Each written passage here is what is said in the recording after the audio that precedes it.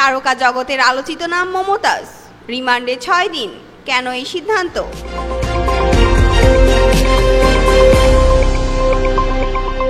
গান থেকে গরিমাই, এবার আদালতের কাঠগড়ায় মমতাজ। হত্যা ও ভাঙচুর মামলায় সাবেক এমপি মমতাজের ৬ দিনের রিমান্ড মঞ্জুর। আওয়ামী লীগের সাবেক সংসদ সদস্য কণ্ঠশিল্পী মমতাজ বেগমের বিরুদ্ধে মানিকগঞ্জের দুটি পৃথক মামলায় আদালত ৬ দিনের রিমান্ড মঞ্জুর করেছেন। বৃহস্পতিবার বেলা 11:15 দিকে মমতাজ বেগমকে আদালতে হাজির করা হয়েছে। এরপর মানিকগঞ্জের চিফ জুডিশিয়াল ম্যাজিস্ট্রেট আদালতে রিমান্ডের এই আদেশ দেন। এর আগে সকালে গাজীপুরের কাশিমপুর কেন্দ্রীয় কারাগার থেকে প্রিজন ভ্যানে করে মমতাজ বেগমকে আদালতে নিয়ে আসে পুলিশ। 2013 সালে হত্যা মামলার প্রধান আসামি মমতাজ।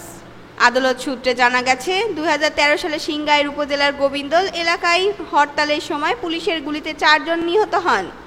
ওই ঘটনায় গত বছরের 25 অক্টোবর নিহতদের একজনের স্বজন মোহাম্মদ মজরু মোল্লা একটি হত্যা মামলা দায়ের করেন। মামলায় মমতাজ বেগমকে প্রধান আসামি করা হয়। ভাঙচুর ও হামলার আরেক মামলা হরিরামপুরে। এছাড়া মমতাজের নির্বাচনী এলাকা হরিরামপুরে সংঘটিত আরেকটি মামলা ও ভাঙচুরের ঘটনায় আরেকটি মামলা রয়েছে।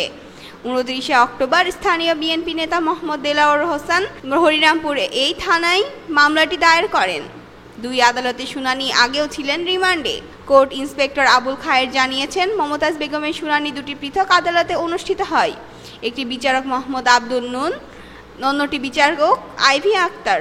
এর আগে ঢাকার বিভিন্ন থানায় দায়ের করা হত্যা মামলায় মমতাজ 4 দিন রিমান্ডে ছিলেন। রিমান্ড শেষে তাকে কাশিমপুর কারাগারে পাঠানো হয়। একজন জনপ্রিয় কণ্ঠশিল্পীর নামে হত্যা মামলায় এটা কি শুধু আইনগত বিষয়, নাকি এর পেছনে রাজনৈতিক উদ্দেশ্য লুকিয়ে আছে? আপনার মতামত জানাবেন আমাদের নিচের কমেন্টে। ধন্যবাদ।